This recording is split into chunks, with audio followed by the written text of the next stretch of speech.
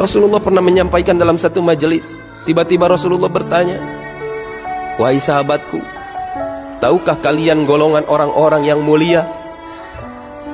Maka para sahabat menjawab, "Ya Rasulullah, tentu saja para malaikat adalah makhluk yang paling mulia."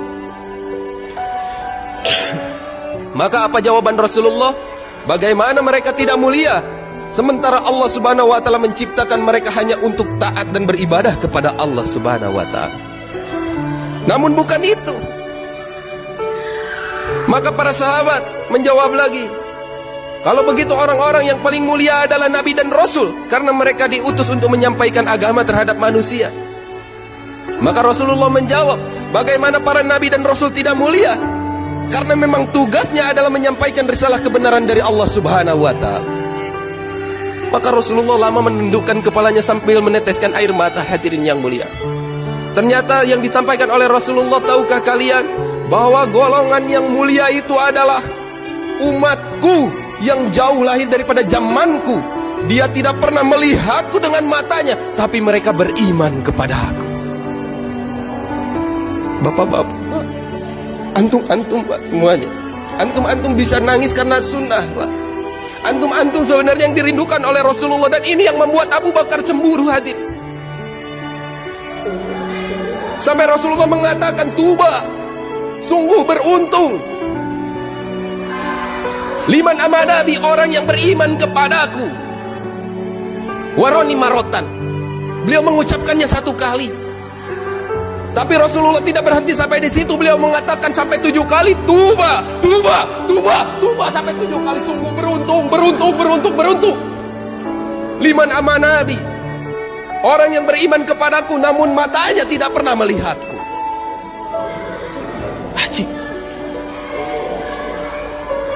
Wadidtu ani lakitu ikhwani, aku rindu terhadap saudaraku, kata Nabi. Maka para sahabat hari itu cemburu dan bertanya, ya Rasulullah, kami saudaramu. Awalaisa nahnu ihwanuk, bukankah kami saudaramu? La, kata Nabi, bukan. Saudaraku adalah orang yang beriman kepadaku, namun mereka tidak pernah ada kesempatan berjumpa dan melihatku.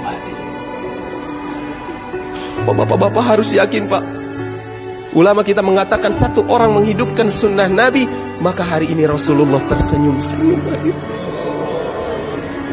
Berapa banyak orang hari ini yang meninggalkan sunnah Pak? Datang sholat Jumat pakai lepis Pak. Datang sholat Jumat tidak menggunakan penutup kepala. Tidak ada yang mengingatkan. Sementara Rasulullah rindu terhadapnya. Hadirin, tapi asbab bapak-bapak keluar 3 hari, bapak-bapak mengenal sunnah, maka Allah tanamkan sifat ingin menyampaikan terhadap orang yang belum tahu. Asbab siapa Pak? Asbab risau Nabi. Nabi itu nggak pernah memikirkan dirinya sendiri. Hadirin, bahkan sampai di sakaratul mautnya, apa yang terucap dari lisannya kecuali umat. Hadirin, hari ini orang banyak lupa terhadap umat. Hadirin, lebih banyak berhajat terhadap keinginan diri sendiri, terhadap harta, memperbanyak harta, menumpuk-numpuk harta. Hadirin, padahal kita tahu bahwa dunia hanyalah seperti bangkai. Hadirin, kenikmatan dunia tidaklah lain seperti jarak daripada lidah sampai ke tenggorokan, gak ada lagi. Rasulullah jauh memikirkan hal itu. Hadirin, bagaimana setiap umatnya masuk daripada surganya Allah. Ada salah seorang sahabat Nabi yang dia melakukan satu amalan masjid setiap harinya. Beliau meluangkan waktunya selalu berada di pojok kanan saf paling depan. Dan ternyata hadirin yang mulia, ketika para sahabat berlomba-lomba mendekatkan rumahnya kepada Masjid Nabawi, hari itu dia justru menjauhkan rumahnya daripada Masjid Nabawi. Terdengar kabarnya kepada Rasulullah, maka disampaikan ada seorang sahabat menjauhkan rumahnya daripada masjid. Panggil oleh Nabi, kenapa engkau menjauhkan rumahmu daripada masjid? Maka sesungguhnya ya Rasulullah, aku telah mendengar hadis daripada engkau bahwasanya setiap langkah ke masjid Allah akan memperhitungkannya. Maka aku membuat rumah yang paling jauh. Dalam satu riwayat, mendekati pintu gerbang Madinah, jadi paling jauh, paling ujung. Untuk datang ke masjid dia membutuhkan waktu 3 jam sebelum sholat dimulai. Ini masalah sholat Pak. Bapak-bapak sekarang jadi da'i, untuk sholat jangan mendengar dulu azan, sebelum azan sudah jalan ke masjid. Ini sahabat hadirin yang mulia, 3 jam sudah ada di saf paling depan di pojok paling kanan. Bapak bayangkan ketika sholat subuh dia datang jam berapa ke masjid? Kalau perjalanannya 3 jam. Sehingga Rasulullah selalu rindu hadirin. Namun tiba-tiba ketika satu majelis, sahabat tersebut tidak ada di saf paling depan. Para sahabat hari itu tidak ada yang paham, tidak ada yang risau terhadap salah satu sahabat yang tidak ada. Ini pentingnya ketika kita menjadi imam, bukan hanya memimpin sholat berjamaah, tapi sebelum dan sesudah sholat berjamaah, kewajiban imam adalah memperhatikan makmumnya. Maknanya bapak-bapak pulang akan menjadi imam di rumah tangga, dan di masjid pun suatu saat ketika diperintahkan jadi imam harus mau, maka perhatikan setiap makmumnya. Maka Rasulullah waktu itu bertanya, kemana salah seorang sahabatku? Para sahabat menjawab tidak tahu. Setelah sholat subuh dilakukan, maka ditanya lagi oleh sahabat, adakah yang tahu rumahnya? Beberapa sahabat tahu, maka diantarkan. Rasulullah dan para sahabat melakukan perjalanan 3 jam sampai tiba ke rumahnya ketika waktu duha.